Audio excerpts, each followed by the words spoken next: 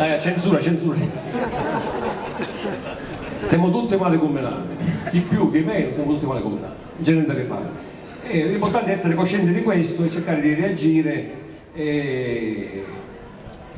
pensando che cosa? Che il Signore ci ama sempre, ci perdona sempre e noi dobbiamo, con il suo aiuto, con la preghiera, con il Santo Rosario, che è questa nuova chiesa in cui si prega, in questo rosario si prega ogni settimana in questa chiesa del Rosariello, che è appena rinata, che prima della guerra c'era questa usanza. Con il Rosario dobbiamo cercare di vincere i nostri difetti.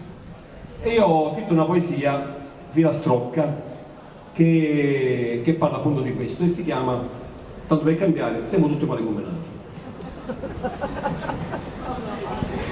Come dopo malo tempo c'è un buon tempo, sti vago, sta muziata, di male parole, perché ce ne siano più belli e più buoni. Siamo tutti male combinati, varchi abbuccati, teste sbendate, risordi, risesso e risuccesso, arrapate, arraggiate, abbramate, abbrumate, addomate, abbommate, acchiummate, abbotturate, accotturate, abbottate, ammusiate, ammosciate, alloppiate, sciroccate, scioppiate, spennate, acciungate, ammataccate, alliticate, inchiappugliate, ingrasciate, dispeziate.